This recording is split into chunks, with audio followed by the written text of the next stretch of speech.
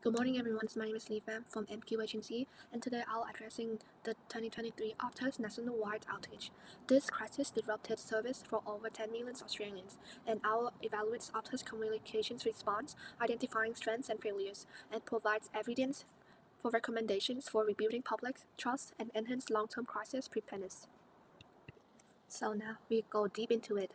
What's happened to the crisis? On November 8, 2023, Optus had a serious national outage that impacted over 10 million users.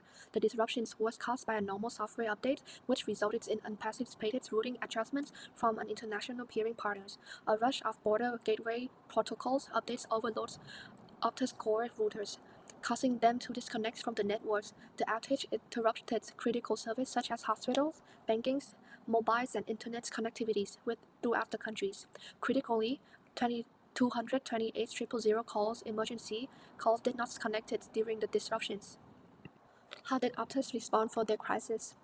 They have quick public acknowledgements and apologized around 2.5 after the outage began. At 6:33 a.m. in the mornings of the outage, Optus issues its first media statements. Optus is aware of an issue that may be impacting some of our mobiles and internet customers. We are currently working to identify the cause and apologize for any inconvenience. In the case of an emergency, consumers still can call 000. Optus also offers 200 GB of free data to eligible postpaid mobiles and data users as a compensation.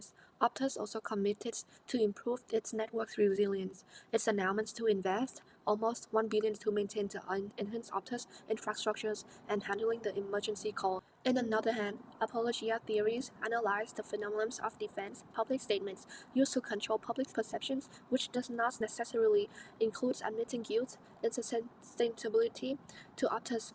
The CEO statements exhibited the balancing act between taking responsibilities and manage technical complexity, whilst expressing the concerns and limiting them self-blame.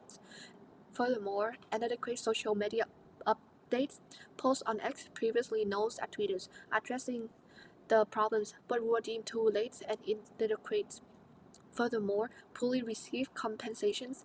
The 200 GB data offer was commented as insufficient, with some subscribers turning into discount for involving confidence.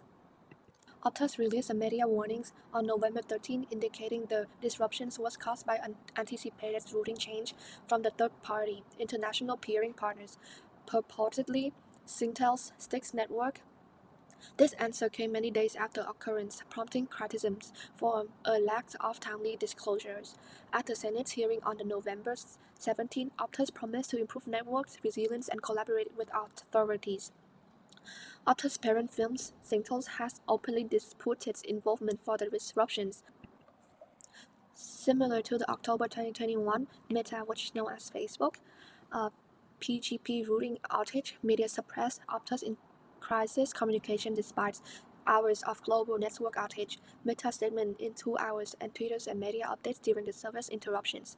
Optus was silenced for 2.5 hours without third-party channels. The Meta crisis team detects both technologies concerns early and react publicly, utilizing reputational risk management best practice. Optus communicated slowly and randomly. This research how the multi-channels communications and real-time honest engagements, even under unclear circumstances, can maintain customer confidence and decrease the backlash in digital infrastructure disaster. For recommendations, Optus requires a long-term crisis plan based on the proactive communications and stakeholders' engagement to maintain the reputations, to develop a crisis-ready cultures.